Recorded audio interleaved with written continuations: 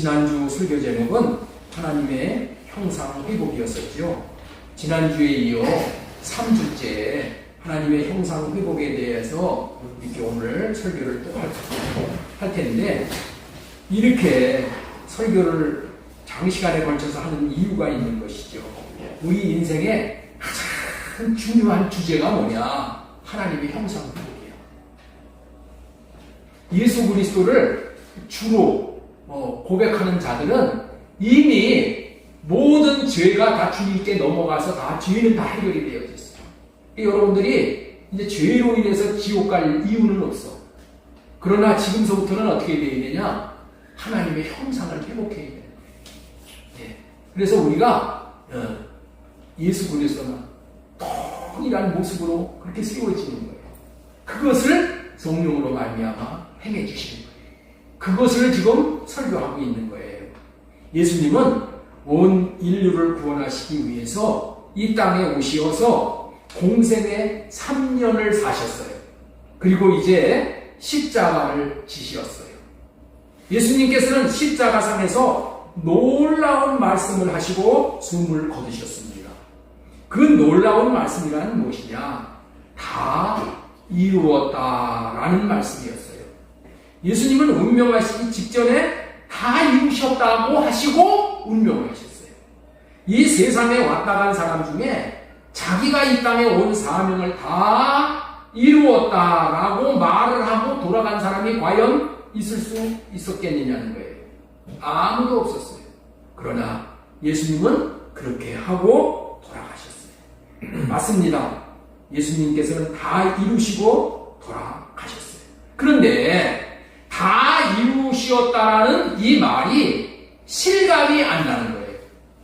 실감이 안 나는 것은 예수님이 다 이루었다라고 말씀을 하시고 죽으시는 순간에도 이 세상은 악으로 가득 차 있었어요.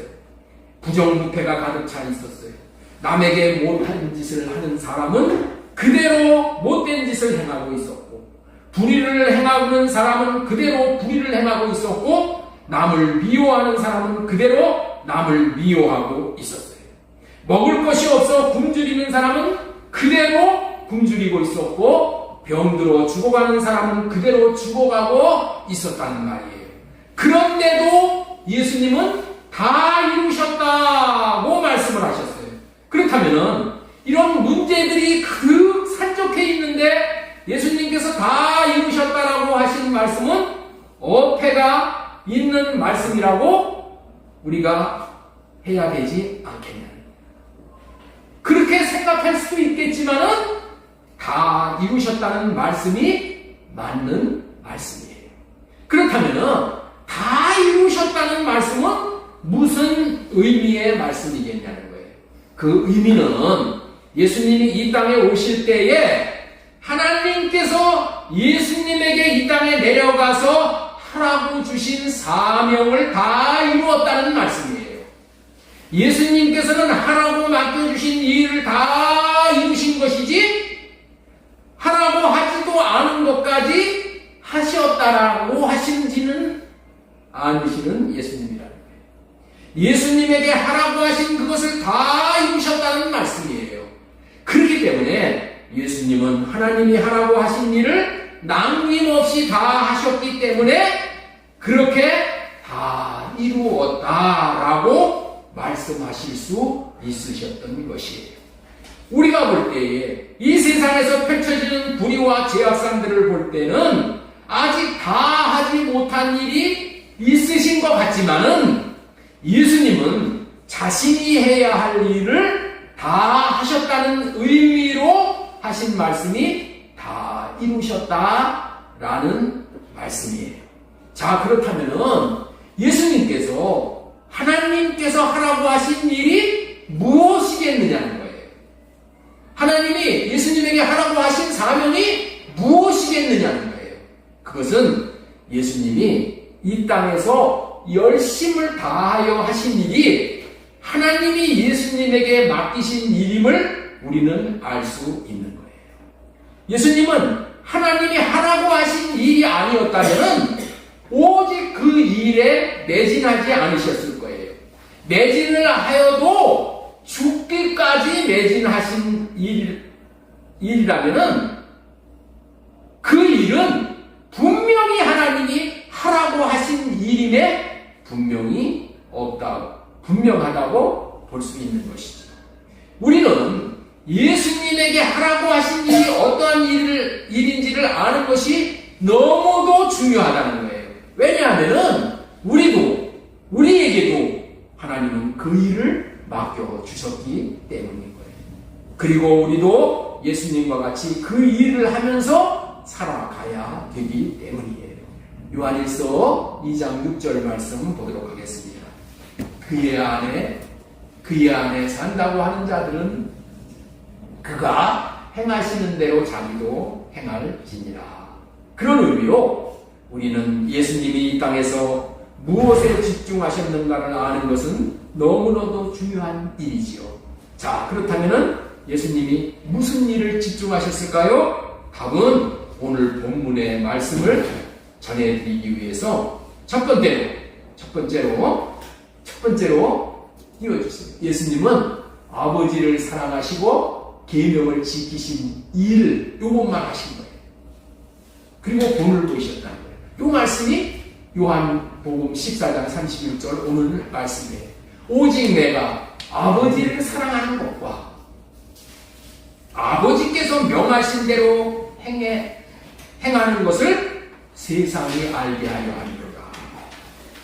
예수님이 이 땅에 온 마음을 들여서 이 땅에 오셔서 온 마음을 들여 하신 일이 첫 번째는 뭐라고요? 아버지 하나님을 사랑하는 거야. 네? 아버지 하나님을 사랑하는 것을 온 마음을 들여서 했다는 거예요. 두 번째는 뭐라고요? 아버지께서 명하신 대로 행했다. 아버지께서 명하시는 것을 행한 것이 이 땅에서 예수님이 온 마음을 들여서 행한 거예요. 네? 이 두 가지를 행하셨는데 어떻게 행하셨냐 하면은 오직이라고 말씀을 하는 거예요. 오직 내가 아버지를 사랑하는 것과 이렇게 오직이라고 말씀을 하셔요. 오직이라는 이 단어 영어로 only라고 하잖아요. only. only라는 단어는 뭐예요? 유일하게 그런 의미잖아요. 오직 유일하게 이 두 가지 일만 행하셨다는 거예요. 예수님이 이 땅에서 와서 행하신 일을 딱 무엇이냐고 손가락에 딱 꼽으라면은 이 두 가지 일이라는 거예요. 내가 아버지를 사랑하는 것과 아버지께서 명하신 대로 행하시는 것을 했다는 거예요. 목사님, 우리 죄 문제를 해결해 주셨는데요. 우리 죄 문제를 해결해 주신 것이 제일 큰 거 아니에요? 그거 하시지 않아요? 왜 우리의 죄 문제를 해결해 주셨어? 죄 문제를 해결해 주는 것이 아버지 하나님의 마음이에요. 네? 아버지 하나님의 마음. 그래서 아버지 하나님의 마음을 이루어 드리는 것이 아버지 하나님을 사랑하는 거예요. 네? 그래서 요 두 가지의 모든 예수님의 사역이 다 여기에 다 포함되어 있는 거예요. 오직 내가 아버지를 사랑하는 것과 십자가를 지신 것도 다른 이유가 없어. 아버지를 사랑하셨기 때문에 아버지가 해라는 것을 한 거예요. 십자가에 올라가셔서. 공생의 기간 동안에 그리고 십자가에서 예수님이 아버지를 얼마나 사랑하셨는지 그리고 아버지가 행하라고 하신 것을 얼마나 철두철미에게 순종하셨는지를 보여주는 일만을 행하셨다. 이 두 가지 일이 예수님에게 하나님이 하라고 하신 일인데 이 행하라고 하신 일을 다 이루었다라고 하신 거예요. 그리고 그 사명을 마치고 숨을 거두신 거예요. 예수님은 하나님이 하라고 하신 일을 이루셨다고 했는데 하신 일이 뭔지 우리 옆 사람들이 한번 얘기 한번 해보세요. 예수님이 하라고 하신 일이 두 가지인데 두 가지 한번 얘기해 보세요. 이것과 이것입니다. 둘씩 짝을 치고 한번 얘기 한번 해보시죠. 네? 아버지 하나님이 예수님에게 하라고 하신 일.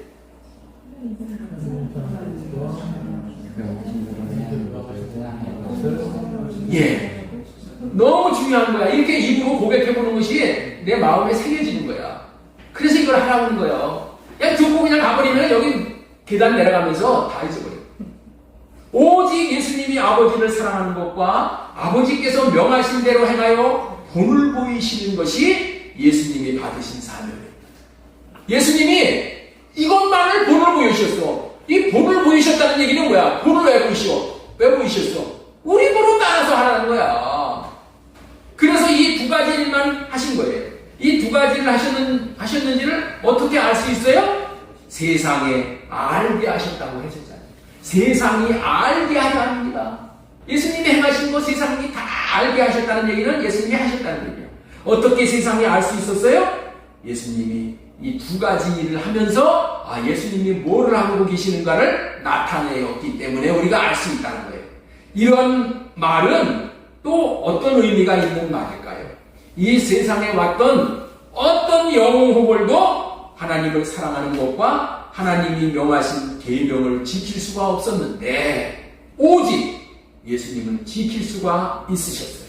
그래서 우리 모두에게 어떻게 하면은 하나님을 사랑할 수 있고 계명을 지킬 수 있는지에 본을 보이셨다는 말씀을 전해드렸습니다. 지금까지. 그렇다면은 예수님은 어떻게 아버지를 사랑하고 아버지가 명하신 계명대로 행하실 수가 있으셨냐는 거야. 본이 될 수 있을 정도로 예수님이 그런 삶을 사실 수가 있었느냐는 거예요. 어떻게 해서 예수님은 그렇게 사실 수가 있냐는 거야. 그래서 두 번째로 전해드릴 말씀은 예수님은 하나님의 형상으로 사셨기에 사랑하시고 계명을 지키시어 본이 될 수 있으셨다는 말씀을 전해드리는 거예요.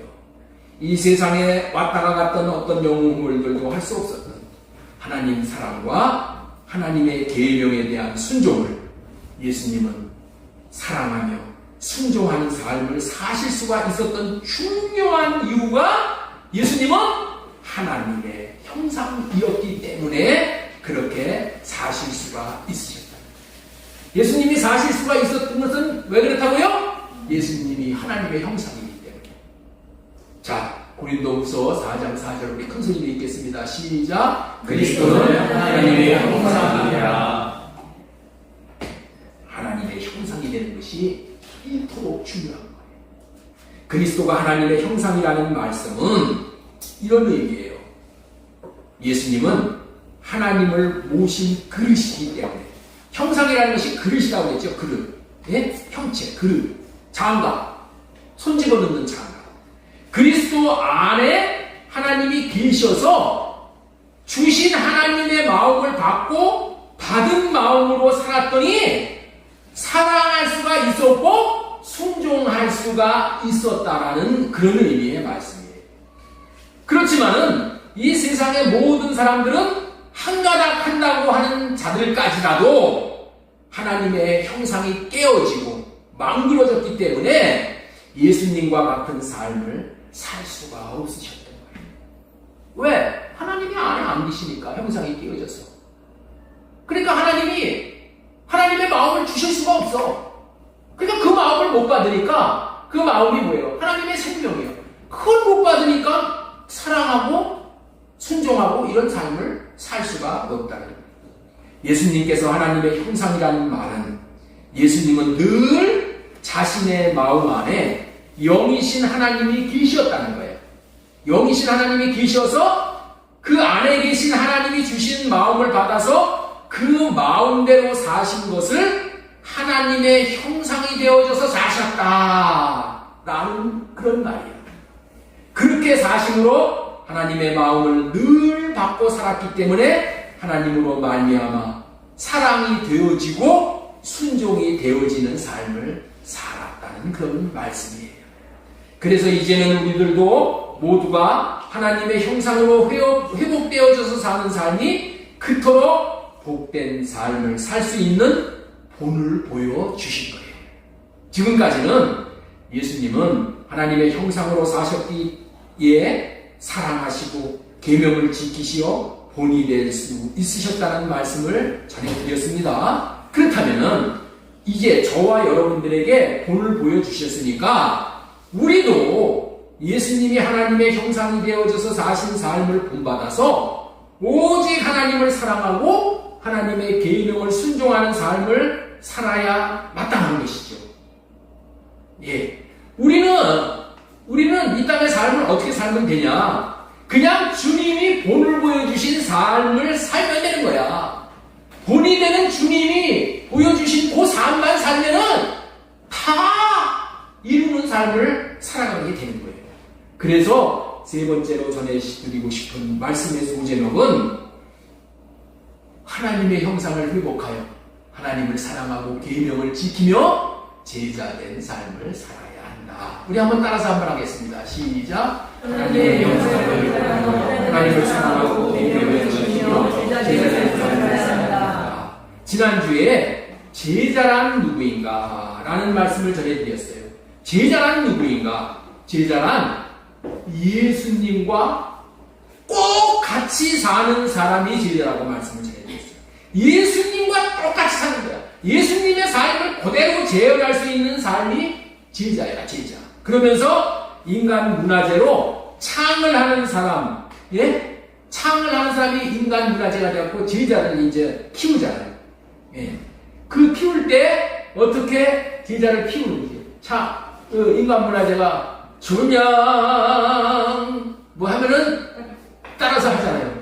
한마디 하면은 따라서 하고 한마디 하면 따라서 하고 처음에는 잘 못하지만은 뭐 수십 년을 이렇게 제자 훈련을 받으면 나중에 똑같이 흉내를 내. 똑같아지기 위해서 배우는 과정을 전해드렸어요. 똑같이 하는 것을 훈련함으로 같아지게 된다는 거예요.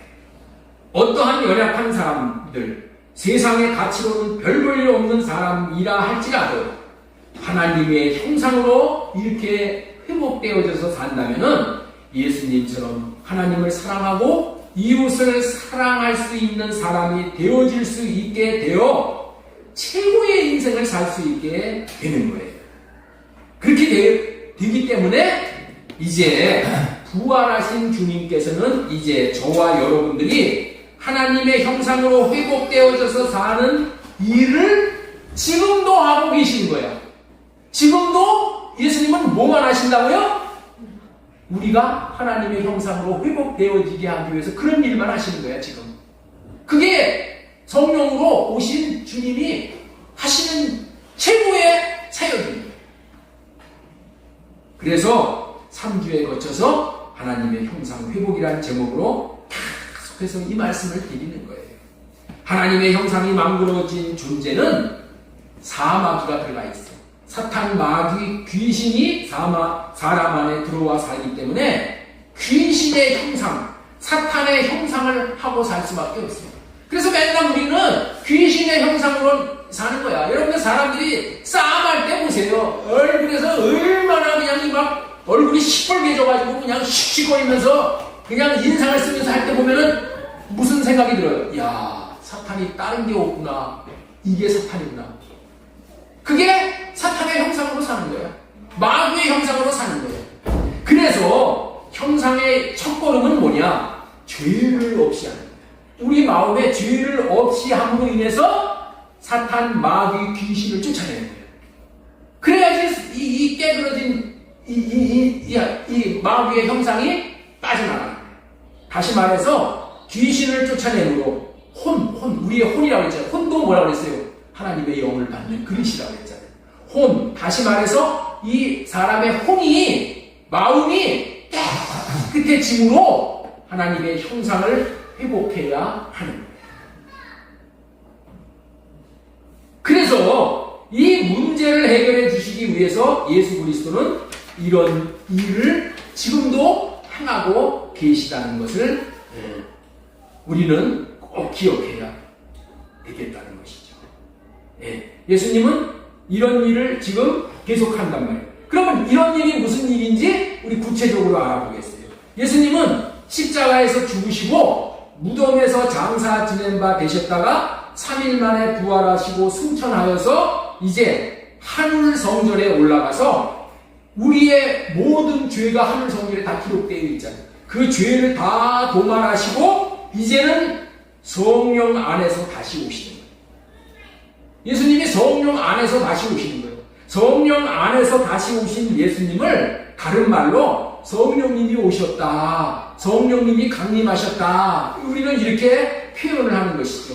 이렇게 오신 성령님은 이렇게 성령이 오셔서 뭘 하시냐? 성령님이 오셔서 하시는 일이 뭐냐? 예수님이 누구시며 예수님이 어떤 일을 행하시는 분이심을 증거해 주시는 거예요. 특별히 예수님이 이 땅에 할례 언약과 새 언약을 이루기 위해서 내려오신 것과 십자가에서 하신 일을 증거를 하는 거예요. 그 일을 증거할 때에 자기 백성들인 저와 여러분들을 예수님께서 얼마나 끔찍스럽게 사랑하셨는가를 가르쳐 주시고 깨닫게 해주시고, 예수님이 하는 것은, 성령님이 하는 것은 예수님이 어떤 일을 행하셨는가 이걸 증거하는 일을 하는 거예요. 이거 그렇게 예수님을 증거해 주잖아요. 예수님이 이렇게 고마우신 분이다, 이런 것을 증거해 주심으로 인해서 우리의 마음이 어떻게 된다? 열려지는 거예요. 열려지는 거예요. 마음이 열려지는 거예요. 열려짐으로 말미암아 할례 언약, 다시 말해서 새 언약을 받아들이게 돼요. 할례 언약을 이루어 주시기 위해서, 예수님이 새 언약을 이루어 주시기 위해서 예수님이 그렇게 처참하게 나를 사랑하여서 죽으셨다는 것을 깨달아 알고 인해서 내가 마음이 열려져서 새 언약을 받아들이고 할례 언약을 받아들여 예수 그리스도를 마음 안에 모시도록 하는 일을 지금도 행하고 계시다는 거예요. 이런 일을 행하시는 이유가 뭐냐고요? 할례 언약을 믿고 육신의 생각을 할례 받고 삶으로 말미암아 우리가 주님 안에 들어가고, 그래서 주님을 마음에 모심으로 주님의 마음을 받아서 이제 하나님을 사랑하고 이웃을 사랑할 수 있게 해주시기 위함인 거예요. 이런 일을 행하시는 이유가 뭐라고요? 다시 한번 말씀을 드립니다. 너무너무너무도 중요하기 때문에 자꾸만 이렇게 반복을 하는 거예요. 이런 일을 행하시는 이유는 우리로 하여금 할례 언약을 믿고 우리가 할례 받고 살아가는 거예요. 육신의 생각을 할례 받고 삶으로 말미암아서 할례 받아야 주님 안으로 들어가는 거예요. 내가 주님 안에 들어가야지만은 주님이 또 내 안에 들어오셔. 주님이 내 안에 들어오셔서 하시는 일이 뭐예요? 주님의 마음을 준다니까. 주님의 마음이 주님의 생명이야. 주님의 마음을 주어. 주님의 사랑의 마음을 우리에게 주면은 그 마음을 받아야지 우리가 하나님도 사랑하고 이웃도 사랑하고 원수도 사랑하고 강적인 남편도 사랑하고 강적인 아내도 사랑하고 시어미도 사랑하고 이렇게 사랑할 수 있는 거야. 나는 사랑할 수가 없어. 내가 어떻게 그 시어머니를 사랑할 수 있어? 사람으로는 못해. 어떻게 해야 돼? 주님의 마음을 받아야지 그 마음으로 사랑할 수 있게 되어지는 거예요. 사랑은 내가 하는 게 아니고 사랑할 수 있게 하사 사랑을 하는 거예요. 그래서 예수님과 같은 삶을 사는 것이, 이렇게 되어져서 예수님과 같은 삶을 사는 것이 제자된 삶입니다. 제자된 삶이 뭐라고 그랬어요? 예수님과 똑같이 사는 삶이야. 그게 제자된 삶이라는 거예요. 이런 제자된 삶을 살 수 있으므로 사랑할 수가 있고 순종할 수가 있으므로 인격의 열매와 전도의 열매를 맺는 제자로서의 삶을 살게 하시려는 것이 성령님이 우리에게 오시는 이유입니다. 제자된 삶이란 다른 것이 아니라 하나님을 사랑하고 계명을 지키며 사는 예수님과 같은 똑같은 삶. 오늘 예수님은 두 가지만 한다고 했잖아요. 하나님을 사랑하는 것과 하나님의 계명을 지키는 것, 요것만을 행하셨다고 했잖아요. 여러분들, 우리가 뭐 대단한 것을 하는 게 아니야. 요거 두 가지만 하면은 우리 하나님이 내 인생을 책임져 주셔. 그렇다면 왜 하나님의 형상으로 회복되어 성령으로 말미암는 제자된 삶을 사는 이런 방식을 통하여 하나님을 사랑할 수 있게 해주시냐는 거예요. 이런 방식으로만 하나님을 어떻게 사랑할 수 있게 해주시냐는 말이에요. 그것은 이런 방식 외에는 하나님을 사랑할 수가 없기 때문이에요. 이 방식 외에는 하나님을 사랑할 수 있는 방법이 없어. 그리고 하나님을 사랑하는 삶을 사는 것이 가장 최고의 삶을 살 수 있기 때문이야. 하나님을 사랑하는 삶이 가장 최고의 삶이니까. 그래서 꼭 우리가 이런 사랑하는 삶으로 말미암아 최고의 삶을 꼭 살라고 사랑할 것을 명령을 하십니다. 하나님을 사랑하는 삶과 순종하는 삶은 한마디로 하나님을 사랑하는 삶이에요. 이렇게 하나님을 사랑함으로 제자가 되어져서 사는 것이 최고로 잘 사는 삶인데, 이 최고로 잘 사는 삶을 주시기 위해 최고의 계명을 우리에게 주십니다. 최고의 계명을 주십니다. 따라서 하겠습니다. 성령으로 말미암아 하나님을 사랑하는 제자 되어 사는 삶이 최고로 잘 사는 삶입니다. 최고의 열매를 맺는 삶으로 최고로 행복한 삶이 되는 거예요. 최고로 잘 살라고 우리에게 사랑의 계명을 주신 거예요. 세상 사람들은 이 사랑의 계명을 못 받아. 그러나 우리에게 이 사랑의 계명을 주신 거예요. 계명을 줄 테니까 아이고 이거 아주 힘들구나. 야, 계명이라고 하면은 거부감을 느끼는 사람이 있어요. 아니요. 계명은 너무나도 좋은 것이기 때문에 받지 못하면 안 되기 때문에 명령을 하는 거야. 사랑해라. 우리 자식을 키울 때도 그랬잖아. 야, 너 콘센트에다가 젓가락 쑤시지 말아라. 딱 명령을 내리줘야 돼. 왜? 최고로 중요하니까 절대 하지 마 명령을 내리잖아. 왜 그래? 우리에게 사랑이 최고로 중요하기 때문에 사랑하라는 명령을 이렇게 내리시는 거예요. 그래서 신명기 6장 4절에 최고의 말씀을 주십니다. 이스라엘아 들으라. 우리 하나님 여호와는 오직 유일한 여호와시니 너는 마음을 다하고 뜻을 다하고 힘을 다하여 네 하나님 여호와를 사랑하라. 예수님께서 이 계명을 최고의 계명이라고 하셨어. 예수님이 최고의 계명이라고 하셨으면 최고의 계명으로 알면 되는 거예요. 가장 큰 계명. 마가복음 12장 28절. 모든 계명 중에 첫째가 무엇입니까?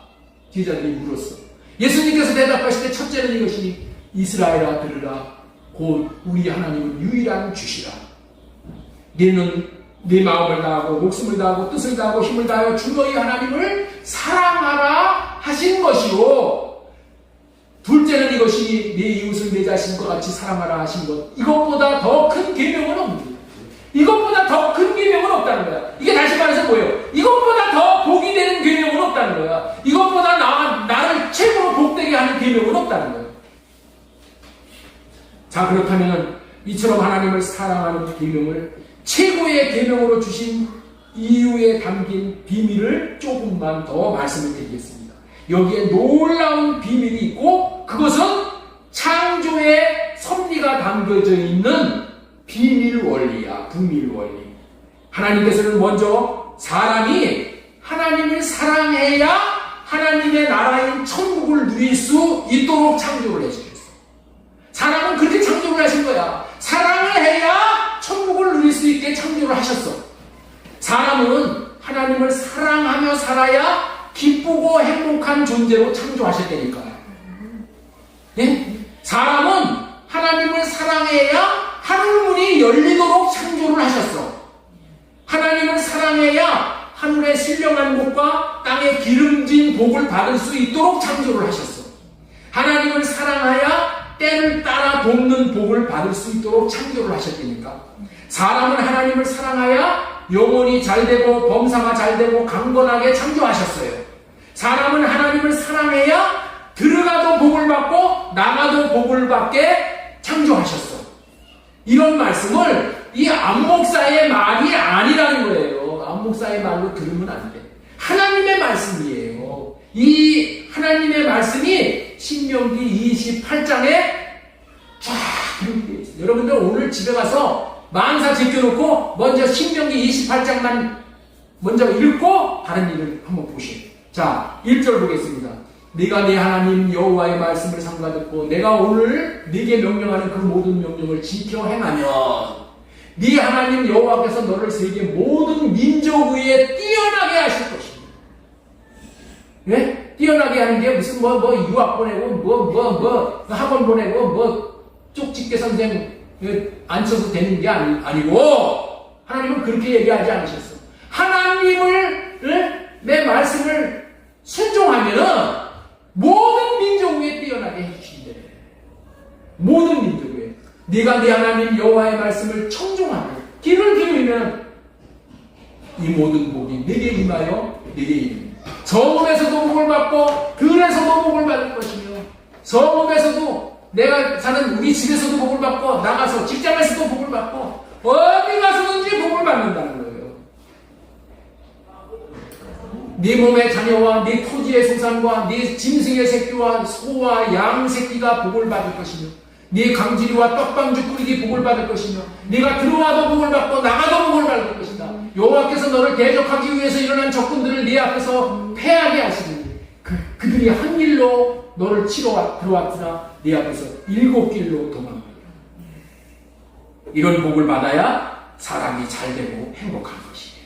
사람은 자기가 무엇을 이루어서 성공하고 행복한 것이 아니라 하나님이 내려주시는 복을 받아야 성공하고 행복한 것이라는 거예요. 이 모든 복이 하나님을 사랑하는 자가 받아 누리도록 창조 당시서부터 예비가 되어 있어. 준비하려고 딱 그냥 하나님의 창고에 다 준비해놨어. 이런 삶을 살면 사랑하기만 하면 순종하기만 하면 다 주겠다. 천국에 올라가서 후회를 그렇게 많이 한다는 거야. 네? 자기를 위해서 예비된 그 보물이 쌓여 있는데 그게 다 배달이 안 돼버린 거야. 그래가지고 후회가 된다는 거야. 야, 내가 하나님 사랑하고 순종만 했으면은 이거 다 이 땅에서 풍성하게 누렸을 텐데 완전히 그냥 거러지같이 살았구나. 그리고 두 번째는 이웃을 사랑하는 제자된 삶을 살아야만 서로 간에 천국을 누릴 수 있도록 창조하신다. 여기서 꼭 알아야 하는 것은 하나님께서는 이웃을 사랑하는 것도 하나님 사랑하는 것으로 여긴다는 거예요. 왜냐하면은 그 이웃도 하나님의 형상으로 창조되었기 때문에 그 이웃의 마음에 하나님이 계시는 그릇이기 때문에 이웃을 사랑하는 것이 하나님을 사랑하는 것이 되기 때문에 그렇다는 거예요. 이런 신비한 복을 받는 원리가 하나님을 사랑하고 이웃을 사랑하는 데 달려 있는 거예요. 그리고 더 놀라운 복은 우리가 사랑을 할 때 우리가 성전으로 지어진다. 몸된 교회로 지어진다. 하나님의 형상으로 우리가 지어진다는 거예요. 그렇기 때문에 하나님께서 창조한 사람이 잘 되어야 하는 것이 하나님의 뜻이잖아요. 하나님은 자기가 창조한 인간들이 잘 되는 것이 하나님의 뜻이잖아요. 그래서 하나님께서 잘 되게 하기 위해서 뭐라고 한다? 하나님 사랑하고 이웃 사랑해라. 그러면서 최고의 계명으로 정해놓으신 거예요. 여기서 꼭 알려드리고 싶은 것은 하나님을 사랑하고 이웃을 사랑하는 것이 모든 인간에게 주어진 계명이고 잘되는 계명인 것을 누구보다도 인간들이 잘 아는 거야. 모든 인간들이 이렇게 해야 잘 된다는 것을 잘 알아. 그래서 여러분들 우리나라 말도 있잖아. 역천자는 망하고 순천자는 흥한다. 믿지 않는 사람들도 그거 다 알아. 하나님을 사랑하고 하나님의 계명에 순종해야 된다는 것을 모든 인간들이 다 안다니까. 예수님을 믿는 사람만 아는 것이 아니라 다 알아. 그래서 모든 인간들은 이 최고의 계명인 사랑의 계명을 지킬 수 있기 위해서 그 나름대로 온갖 노력을 다하는 거예요. 그래서 모든 종교는 사랑해 보려고 자기 나름대로 온갖 노력을 다했다는 거예요. 지금도 고등 종교들이라고 하는 불교, 유교, 이슬람교를 비롯한 많은 종교들은 나름대로 하나님을 사랑해 보려는 시도를 지금도 하고 있는 거예요. 여러분들이 다 아시다시피 불교에서 주장하는 것이 자비잖아요. 자비가 뭐예요? 체리티, 사랑이야, 사랑. 그래서 석가모니를 대자대비하라고 그렇게 여기고 석가를 쫓아가잖아요. 그런데 문제는 저들은 마귀의 미혹이 되어 있기 때문에 하나님을 사랑하고 이웃을 하나님같이 사랑하라는 가르침을 변질시켜버렸어. 그래서 하나님을 사랑하는 것이 아니라 엉뚱한 것을 사랑하게 함으로 우상 숭배로 전락을 하여 삼천포로 쭉 빠져버린 거예요. 유대교도 이슬람도 그 근본은 사랑해 보려고 그래서 나온 종교야. 그러나 실패한 것이 종교의 역사인 거예요. 그리고 이 땅에 났던 어떠한 혹은 영혼별도 하나님을 사랑하고 이웃 사랑을 할 수 없었기 때문에 모두가 다 실패한 것이지만은 그런데 오직 유일하게 예수 그리스도만은 하나님을 사랑하는데 성공을 하셨다는 거예요. 그렇다면 예수님께서 하나님을 사랑하시고 이웃을 원수까지 사랑하신 비결이 무엇이냐는 말이에요. 비결이 뭐라고요? 하나님의 형상이 되었기 때문에 사랑할 수 있었다는 거예요. 그것이 다시 말해서 어디서부터 시작됐나? 하나님을 사랑할 수 있게 해주시겠다는 언약을 예수님이 붙잡을 거예요. 이게 할례 언약이잖아요. 자, 우리 신명기 30장 6절 보겠습니다. 네 하나님 여호와께서 네 마음과 네 자손의 마음에 할례를 베푸사. 할례를 먼저 베풀어야 돼. 그리고 너로 마음을 다하며 뜻을 다하여 네 하나님 여호와를 사랑하게 하사 너로 생명을 얻게 하실 것입니다. 자, 이것은 하나님을 사랑하게 하사 사랑하게 해주신다는 할례 언약의 추종자로 예수님이 사셨어요. 예수님은 다른 삶을 살지 않고 하나님이 사랑하게 하신다는 이 언약을 붙들고 사셨다는 거예요. 이해가 되셔요? 그래서 예수님을 뭐라고 부르냐? 할례 언약의 추종자라고 부르는 거예요. 자, 우리 로마서 15장 8절 보겠습니다. 로마서 15장 8절. 내가 말하노니 그리스도께서 하나님의 진실함을 위하여 할례의 추종자가 되셨으니 이는 조상들에게 주신 약속들을 경고하게 하시니 조상들에게 주신 약속이 경고 세워지게 한다는 거야. 예수님도 무슨 삶을 살았다고요? 할례 언약의 추종자로 사셨다. 이 말씀을 여러분들 아주 성경이 잘 번역된 새 번역이 아주 좋은 번역인데 이 새 번역에는 뭐라고 번역이 되어 있냐면은 예수님이 하나님의 진실하심을 드러내시려고 할례를 받은 사람의 종이 되셨다 이렇게만 나와요. 이 번역이 굉장히 잘 된 번역이에요. 할례를 받은 자들의 종이 되셨대. 예수님은 누구의 종으로 사셨다고요? 종이 뭐야? 섬기는 거야. 섬기는 게 종이야. 할례 받은 사람의 종으로 예수님이 사셨대. 여러분들 그렇기 때문에 할례 받는 것이 이렇게 중요한 거야. 할례를 내가 받잖아요. 그러면 예수님이 와서 나를 종처럼 섬겨주신다니까? 예수님이 나한테 와서 종처럼 나를 섬겨주시는데 내가 망할 이유가 있어요? 내 자식이 망할 이유가 있어? 아니요. 그건 망하는 기적이야. 할례 받는 삶을 사는 사람의 종이 되셨대. 종. 여러분들 그 성경 가서 찾아보시오. 핸드폰에 그 새 번역 다 나와. 꼭 찾아보시오. 여기에 올리지를 못했는데 종이 되셔서 예수님이 할례 받는 사람의 종이 되어서 섬겨주심으로 인해서 우리가 어떻게 돼? 하나님을 사랑할 수 있고 하나님의 계명을 순종할 수 있게 되어지는 거예요. 예수님이 종이 되어서 사셨다니까 나 돈 나와라 뚝딱 금 나와라 뚝딱 이런 거 주시겠다는 얘기, 그런 거 나오도록 숨겨주시겠다는 얘기가 아니요.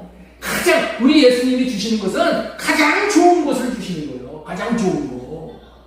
그게 뭐야? 하나님을 사랑하고 하나님의 계명을 순종하는 거. 이거를 할 수 있게 해주시는 분이 우리 예수님이야. 어떤 자에게 그걸 해주신다? 할례 받는 자. 할례 받고 사는 자. 지 생각대로, 지 마음대로 살지 않고 주님이 주시는 생각과 마음으로 살도록 하시기 위해서. 하나님의 계명을 순종한다는 말은 결국에는 하나님을 사랑한다는 말이야. 사랑하면 순종할 수가 있기 때문에 결국에는 사랑한다는 말이나 순종한다는 말은 같은 의미예요. 자, 요한일서 5장 3절 보겠습니다. 하나님을 사랑하는 것은 이것이니 우리가 그의 계명들을 지키는 것이다. 나오잖아요. 하나님을 사랑하는 것은 뭐라고요? 계명 지키기. 계명을 안 지키면서 난 사랑한다 다 소용없어. 요한복음 15장 17절. 내가 이것을 너희에게 명하고 너희로 서로 사랑하게 하라.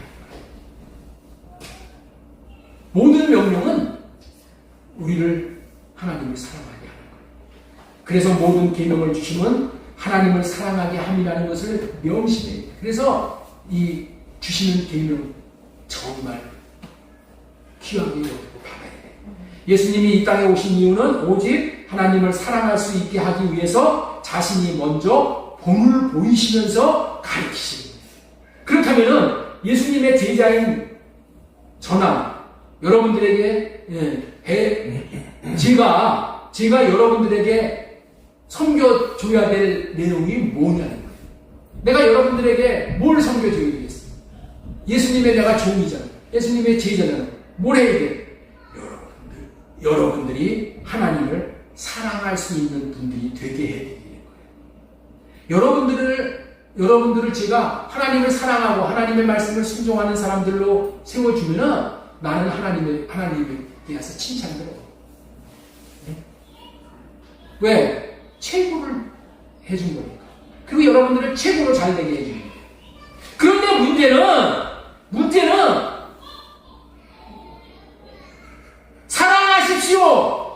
사랑하십시오 해가지고 가장 큰 계명이 사랑이 안 된다는 거예요.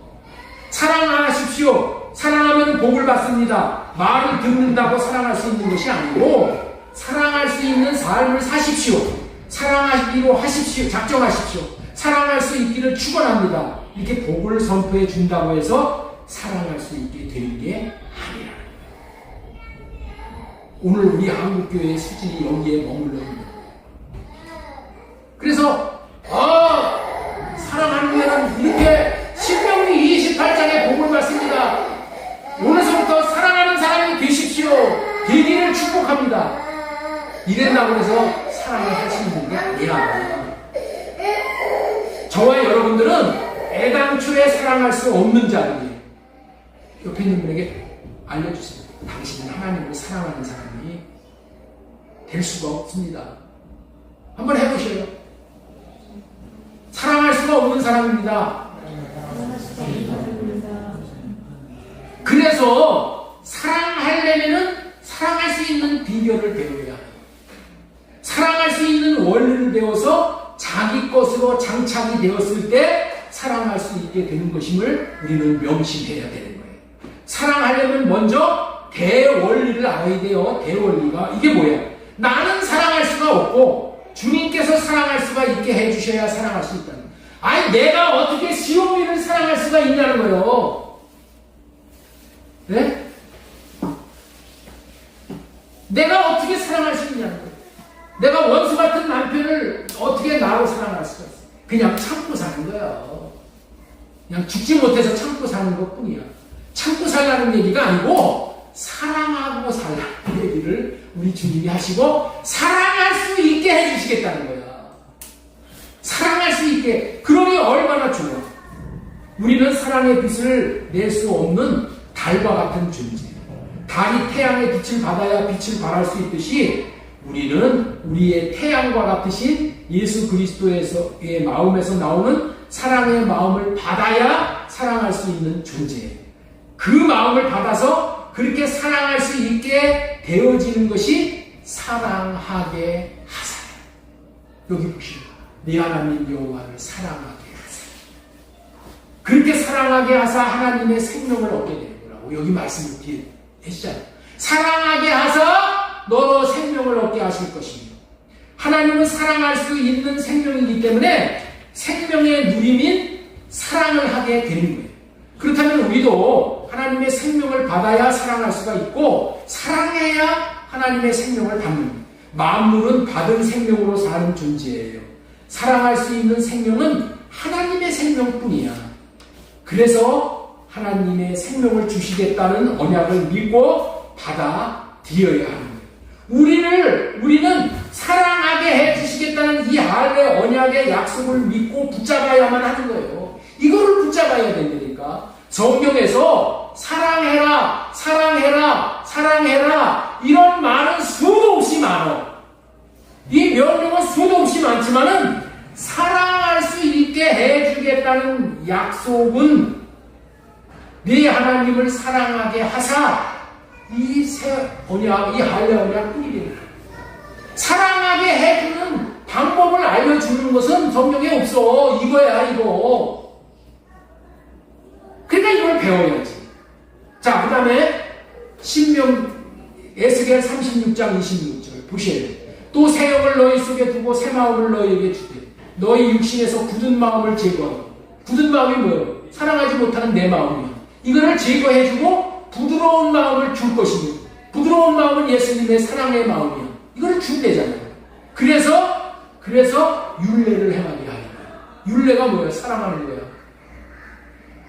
자, 에레미야 31장 33절 그러나 그날 후에 내가 이스라엘 집과 맺을 언약을 이루하니 곧 내가 나의 법을 그들의 속에 두며 그들의 마음에 기록하여 그들의 마음에 기록해 줌으로 인해서 우리 마음에 사랑의 마음을 딱 그냥 써줘. 그래서 사랑을 할 수 있게 되어진다. 언약을 믿는 자의 마음 안에 마음을 기록해 준다. 사랑의 마음을 기록해 준다. 그래서 주님의 사랑의 마음을 주신다. 자, 오늘 조금 있다가 우리 헌금 시간에 우리가 부를 찬양 220장 찬양이 뭐냐면 사랑하는 주님 앞에 이 찬양을 부르면서 사랑할 수 있는 방법은 예수님이 사랑할 수 있었던 본을 받아야 본을 받아서 우리 사랑합시다. 이런 찬양이에요. 이 찬송을 새벽 기도회에 저녁 기도회에 우리가 좀 자주 부르고 있어요. 왜냐하면 사랑하는 것이 최고니까. 그래서 사랑에 대한 도전을 자꾸만 주는 거예요. 그런데 이 찬양을 잘못 부르고 있는 거야. 이 찬양을 몰라. 이 찬양을 몰라서 잘 부르는 방법을 네가 알려주고 있어. 이 찬양을 왜 못 부르냐면은 이 찬양은 2분의 3박자로 시작해서 후렴 부분에 가서 2분의 4박자를 불러야 되는 찬양이에요. 2분의 3박자로 부르다가 2분의 4박자로 부르는 거예요. 그런데 2분의 3박자로 부르는 것이 무엇인지 2분의 4박자로 부르는 것인지 무엇인지 모르면은 이 찬양을 부를 수 있어요? 못 불러요? 못 부르는 거야. 네? 그리고 5음표가 뭔지 2분음표가 뭔지 4분음표가 뭔지 8분음표가 뭔지를 모르고 부르려니까 이게 불러지지가 않는 거예요. 그러니까 자꾸만 헛다리를 짚는 거예요. 그래서 뭐 해야 된다? 배우면은 찬양을 잘 부를 수 있고 찬양을 통해서 은혜를 받을 수 있고 복을 받을 수 있게 됩니다. 그래서 제가 음악 선생까지 지금 하고 있어요. 칠판에다 그려놓고 오른편은 이렇고 2분음표는 이렇고 이거 왜? 이거 해야지 찬양을 제대로 부를 수 있기 때문에. 그랬더니 아주 좋아해. 알 수 있게 해주셔가지고 했다고. 여러분들 똑같은 말이야. 똑같은 거야. 우리가 사랑할 수 있는 방법을 배워야 돼. 배우지 않으면 찬양을 못 부르듯이 배우지 않으면 사랑하는 방법을 배우지 못하면은 사랑할 수가 없어. 사랑할 수가 없으면 제자가 될 수가 없어. 사랑할 수가 있으려면 사랑할 수 있는 마음을 받아야 사랑할 수 있다가 되는 거예요. 무조건 사랑하려고 마음만 먹는다고 사랑이 되어지는 거야? 아니야. 순종하고자 하는 마음을 갖는다고 아이고 나 오늘부터 순종해야지 내가 결단한다고 순종이 되는 게 아니야. 사랑할 수 있고 순종할 수 있는 마음을 받아야 한다는 거예요. 그 방법이 노하우야. 노하우. 그 노하우가 뭐예요? 형상으로 지어지는 거예요. 형상으로 회복되는 거예요. 형상으로 회복되는 게 뭐예요? 몸된 교회로 지어지는 거예요. 성전으로 지어지는 거예요. 그래서 주님이 안에 들어오셔서 주님이 마음을 주셔야지 내가 그 마음을 받아서 사랑도 할 수 있고 순종도 할 수 있고 이것도 하고 저것도 하고 다 되는 거예요. 성경에서 가장 큰 계명으로 사랑하라는 말들이 얼마나 많아. 이거를 볼 때마다 맞아. 이렇게 하나님의 뜻이 사랑해야지. 사랑해야지. 3-4번 사랑하면은 끝나. 끝까지 못해. 그래서 우리 예수님이 요한복음 13장 34절로 말씀합니다. 새 계명을 너에게 주노니 서로 사랑하라. 내가 너희를 사랑한 것 같이 너희도 사랑은 어떻게 사랑을 해야 된다고요? 예수님이 우리를 사랑한 것 같이 사랑해야지 사랑할 수가 있는 거예요. 예수님이 우리를 어떻게 사랑하셨어요? 예수님이 우리 이영자 집사님, 예수님이 우리를 어떻게 사랑하셨어요? 십자가에 죽기까지 우리 사랑하셨죠? 아멘. 그래서 십자가에 죽기까지 우리를 사랑하셨으니까 우리도 십자가에 달려 죽기까지 사랑해야지. 그 얘기를 그렇게 받아들이면 우리는 사랑할 수 있는 사람이 아무도 없습니다. 예수님이 우리를 어떻게 사랑하셨나? 하나님을 마음 안에 모시고 하나님이 주시는 마음을 받아서 우리 원수들을 사랑해 주시고 그 방법으로 사랑해야 사랑이 돼요. 그래서 사랑의 마음을 받으려면 우리가 몸된 교회 하나님의 형상으로 회복되어야 된다. 자, 그래서 35절 내가 너희가 서로 사랑하면 이로써 모든 사람이 너희가 내 제자인 줄 알리라. 네? 모든 사람이 너희가 내 제자인 줄 알리라. 세상 사람들이 내가 제자인 줄을 인정을 해야지 그게 제자라는 거예요. 예수님만 인정해서 안 되고 세상 모든 사람들이 알아. 어떻게 하면 예수님이 주시는 마음을 받아서 사랑을 하면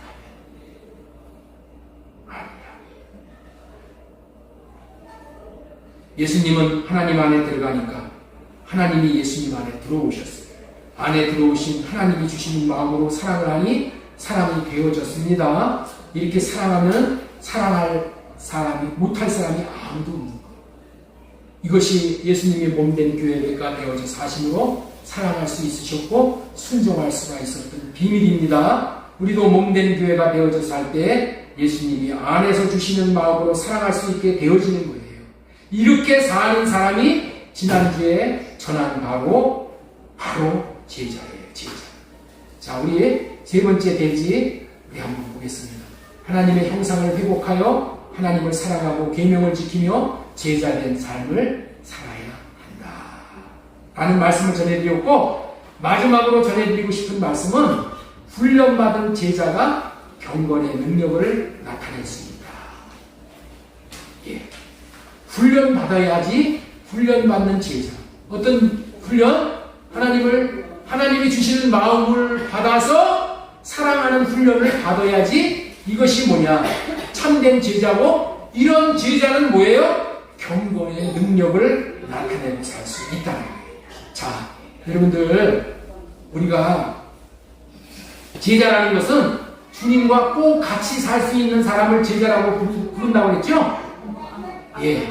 자, 우리 요한일서 2장 6절 말씀 보겠습니다. 그의 안에 산다고 하는 자는 그가 행하시는 대로 자기도 행할지니라. 이렇게 말씀을 하셨어요. 이 말씀은 제자의 삶과 일맥상통하는 말이에요. 우리는 모두 주님 안에 살아야 되는 자들이야.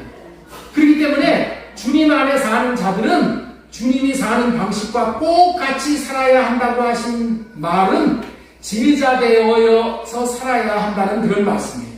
그런데 제자가 되어서 살기 위해는 반드시 훈련이 필요하다는 거예요. 훈련. 왜냐하면은 왜 훈련이 필요한가 하면은 주님과 같이 살기 위해서는 마음, 내 영, 혼, 이 마음을 받아서 마음으로 사는 것이 아니라 몸으로 사는 거야. 사랑은 뭘로 하는 거예요? 몸으로 하는 거야. 몸으로. 하나님이 주시는 마음을 가지고 이 몸이 그 마음을 따라서 몸으로 사랑을 하는 거란 말이야. 몸으로. 그런데 이 몸을 훈련하지 않으면은 이 몸이 말을 듣지가 않아. 몸이 말을 듣지가 않으면은 여러분들 그런 얘기 하죠. 운동을 하는 사람이 아이고 옛날 같지 않고 내 몸이 말을 안 들어. 몸이 말을 안 들어. 그런 얘기 많이 들어보셨죠? 몸이 말을 안 들어. 그래서 몸을 훈련하지 않으면은 몸이 말을 듣지 않기 때문에 사랑을 할 수가 없어. 테니스를 치는 사람들도 남들이 테니스를 치는 거 보면은 구경할 때는 나도 뭐 저 정도는 칠 수 있지 이렇게 생각을 해. 하지사님 그렇죠? 네. 남들이 치는 것을 보면은 남들이 실수하는 거 보면은 아이고 저거 실수한데 저거 아이고 저 바보 같은 데서 실수해 이랬단 말이야. 축구 선수들이 막 국제게임을 할 때 실수하면 아유 저 바보 같은 놈 실수했네 이런단 말이야. 남들이 볼 때는 자기가 하면 잘 될 것 같아. 그런데 막상 자신이 하려고 하면은 몸이 안 따라와. 그래서 테니스를 칠 수가 없어. 공을 찰 수가 없어. 그렇기 때문에 잘 치는 사람을 통해서 폼을 교정받고 수많은 연습을 해야지 잘 칠 수 있는 몸이 만들어지는 거야. 몸이 만들어져. 여러분들 그렇기 때문에 이승엽 홈런 타자 이승엽이 하루 종일 다른 이 동료들과 훈련을 하고 집에 와가지고 뺐다가 집에 와서 한 2,000번씩 이거 훈련을 했다는 거예요. 네? 이렇게. 근데 얼마나 지루해. 똑같은 것을 그냥 2,000번을 치는 거야. 아무나 못해. 제가 옛날에 육상선수 했었어요. 깜짝 놀라시네. 제가 50회 정치전까지 나갔었어요. 예. 그런데 육상이 제일 재미없는 운동이야. 운동 중에서. 맨날 뛰는 거야, 맨날 뛰는 거야. 다른 건 공 갖고 노르니까 얼마나 재밌어요. 근데 육상은 그런 게 없어. 맨날 뛰는 거야. 얼마나 지루해. 네? 그래도 계속 뛰어야 돼. 계속 뛰어야 돼. 뛰어갔다가 또 다시 와서 또 뛰고, 또 뛰고, 또 뛰고. 그래야지 몸이 만들어져서 선수가 되는 거예요.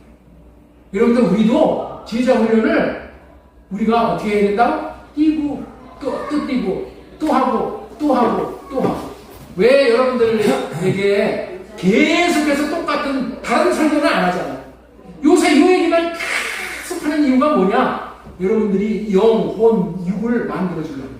몸까지 만들어주는 거예요. 이것만 하면은 다른 거는 다 잘 되게 돼 있어요. 다 잘 되게 돼 있어요.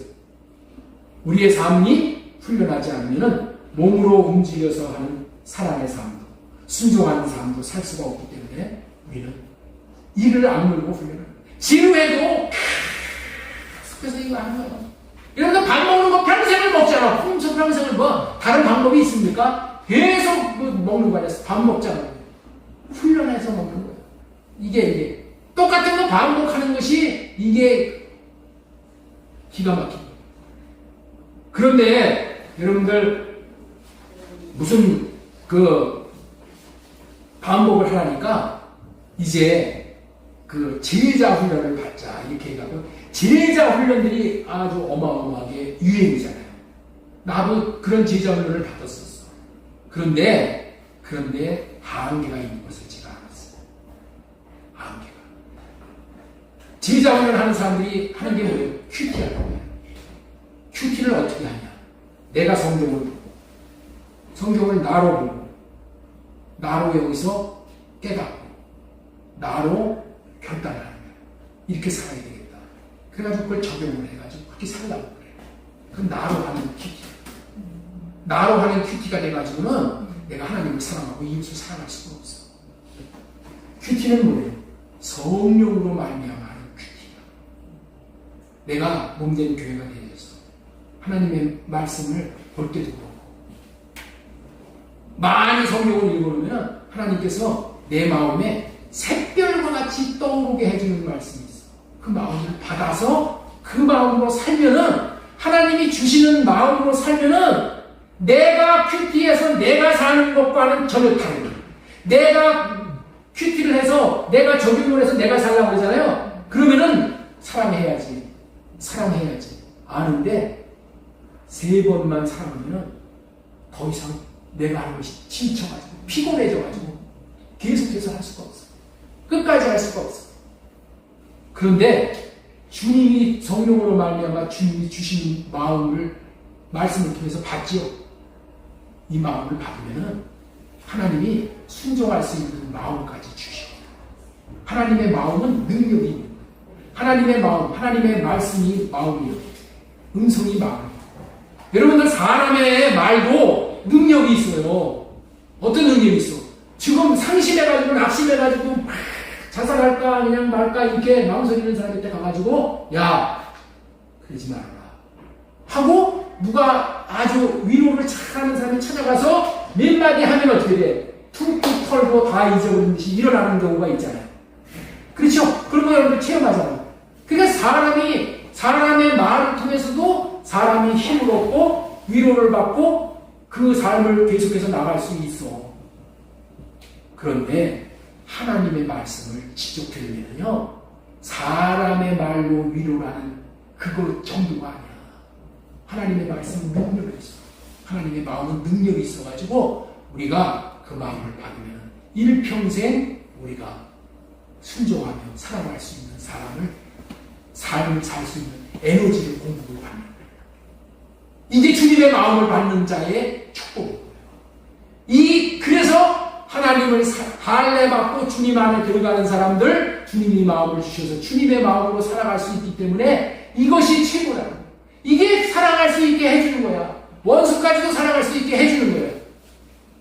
어떠한 강적도 살아갈 수 있게 해주는 거예요.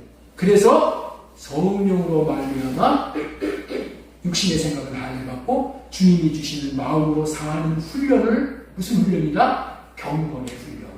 이 훈련이 뭐예요? 이게 성령으로 말미암아 받는 제자 훈련입니다.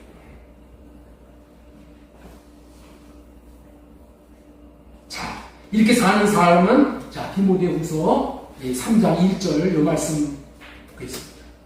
너는 이것을 알라. 말세에 고통하는 때가 이르러 사람들이 자기를 사랑하며 돈을 사랑하며 자랑하며 교방하며 비방하며 부모를 거역하며 감사하지 아니하며 거룩하지 아니하며 무정하며 원통함을 풀지 아니하며 모함하며 절대하지 아니 못하며 사나우며 선한 것을 좋아하지 아니하며, 넘겨주십니다. 배신하며 조급하며 자만하며 쾌락을 사랑하기를 하나님 사랑하기보다 더하며 경건의 모양은 있으나 경건의 능력은 부인하니. 이게 무슨 얘기예요? 예수님을 믿어도 자기로 사는 삶은 아까 2절에서 4절까지의 삶을 벗어나지를 못합니다. 경건의 모양은 있어. 네? 내가 하나님의 형상을 입어 경건의 모양은 있어. 그래서 이제 예수 믿으니까 어서 오십시오. 남들이 봤을 때는 완전히 예수님 같은 사람이 돼버렸어요. 그런데 결정적인데 이게 닥치면 어떻게 돼? 살 수 있는 능력이 없어. 이런 것들을 끊어버리는 능력이 없어. 그래서 우리는 경건의 모양만 있어서는 안 돼. 경건의 모양뿐만이 아니라 경건의 능력이 있어야 돼. 경건의 능력은 뭐예요? 예수님의 마음이 있어야 돼. 예수님의 마음이 있어야지 사람까지도 그렇게 살 수가 있는 거예요. 내가 예수님을 믿는다 그러면서 맨날 엎어지니까 어떻게 돼요? 좌절하고 낙담하고 나는 저주받는 거예요. 자기를 자학하는 거예요. 네? 왜? 자기로 하려니까 그런 거예요. 네? 자기로 참으려고 그러고, 자기로 인내하고 그러고, 자기로 말 안 하려고 그러고. 안 돼. 안 된다니까. 옛 모습이 또 나오는 거예요. 그래서 우리는 어떻게 해야 돼? 경건의 모양뿐만이 아니라 경건의 능력이 있어. 예수님의 마음을 나타내는 삶을 살 수 있어야 돼. 이런 삶을 주시기 위해서 우리 주님이 할례 언약의 주종자, 새 언약의 중보자로 오셔서 우리를 하나님의 형상으로 회복시키고 몸된 교회가 지어지게 되어져서 내 안에서 주님의 마음을 주시겠다는 거예요. 돈 받지 않고 주시는 거예요. 주님의 마음을 돈 달라고 대가 바라고 주시는 게 아니라 거저 주시오. 구하는 자에게 거저 주시는 주님의 마음을 받아서 경건의 능력을 나타낼 수 있는 삶까지 살 수 있는 저와 여러분 되어지기를 예수님의 이름으로 소망드리고 축원합니다. 하나님.